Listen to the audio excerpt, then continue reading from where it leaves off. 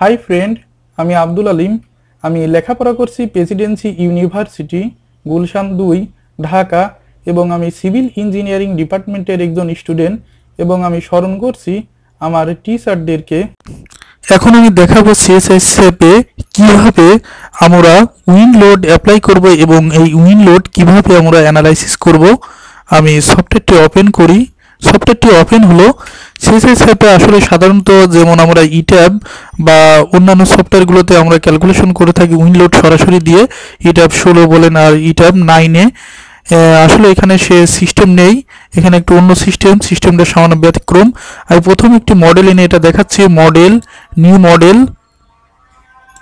এখন এখানে আমি যে কোনো একটি টেম্পল চুজ করব। আমি 3D ফ্রেম এটা চুজ করলাম এবং এখানে আমি কোনো কিছুই চেঞ্জ করব না, জাস্ট এটা আমি 5 স্টোরি করে দিয়ে ওকে ক্লিক করলাম। মানে এটা আমি 5 স্টোরি একটি স্ট্রাকচার এখানে আমি দাঁড় করাবো এবং এখানে আমি ডিফাইনে যাব। ডিফাইন থেকে এখানে লোড প্যাটার্নটে যাব।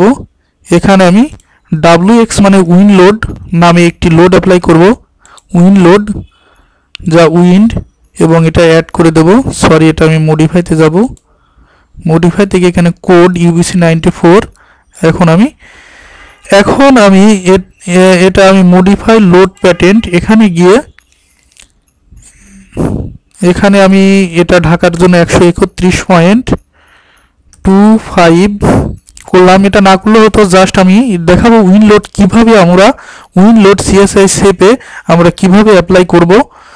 এখন এখানে প্রোগ্রাম ক্যালকুলেটেড ইউজার ডিফাইন এটাও করে দিতে পারে। ভূমিতে হতে যেহেতু 5/60 এটা দিলে হয়, আমি এটাই দিলাম। ভূমি হতে 5/60 ফিট উচ্চতা এটা আছে। এখন আমি ওকে ক্লিক করব। অ্যাগেন এখানে ওকে ক্লিক করব। এখন আমি তো উইন্ড লোড এখানে অ্যাপ্লাই করলাম। এখন আমি অ্যানালাইসিস দিয়ে দেখি, রান অ্যানালাইসিস, এটা হতে কিছুটা টাইম নেবে।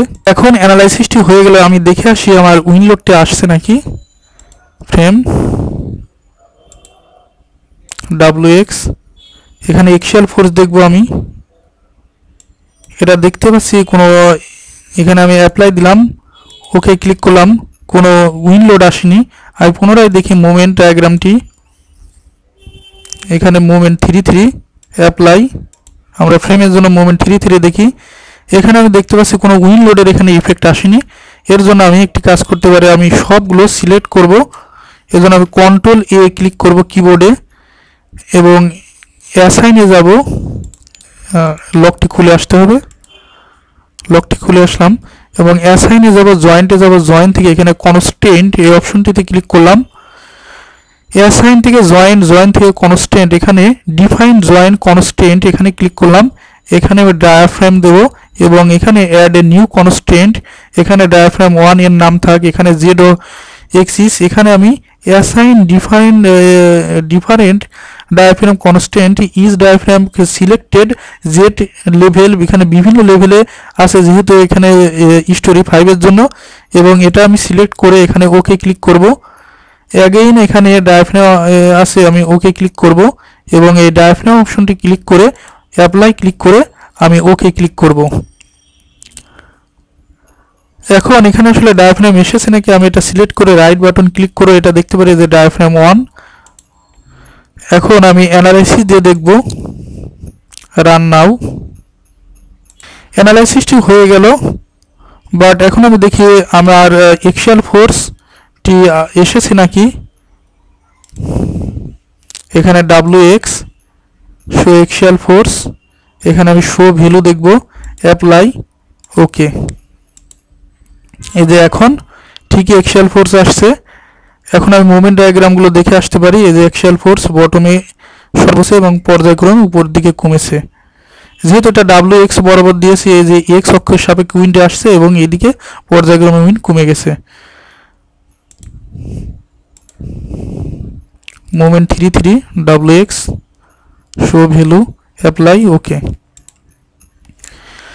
এভাবে আমরা সিএসএস শেপে আমরা উইন লোডের ইফেক্টটি আনতে পারি ডায়াফ্রেমের মাধ্যমে। আমরা বিভিন্ন মানে পয়েন্টে কতটুকু নোডে কতটুকু আসলে উইন লোড এটা টোটাল ক্যালকুলেশন না করেও সরাসরি এখানে উইন লোড আমরা ট্রাসের বা বিল্ডিংয়ের উইন লোড অ্যাপ্লাই করে আমরা অ্যানালাইসিস করতে পারি। ওকে, থ্যাংক ইউ। আর বলে নিয়ে একটি জিনিস আসলে এটা মনে রাখার বিষয়, প্রথমে অ্যাসাইন থেকে রেস্ট্রেইন থেকে অ্যাসাইন থেকে জয়েন্ট থেকে কনস্ট্রেন্ট থেকে একটি অপশন আসবে, তখন সেখান থেকে আমরা এই কাজটি করতে পারি। আমি পুনরায় দেখাচ্ছি, অ্যাসাইন থেকে জয়েন্ট থেকে কনস্ট্রেন্ট থেকে এখানে ডিফাইন কনস্ট্রেন্ট, এখানে গিয়ে আমরা এই কাজটি করব। এখানে ক্লোজ করলাম। ওকে, থ্যাংক ইউ বন্ধুরা। ওকে, সবাইকে ধন্যবাদ। আর ভুল ত্রুটি হলে আমাকে ক্ষমার দৃষ্টিতে দেখবেন। ওকে, থ্যাংক ইউ।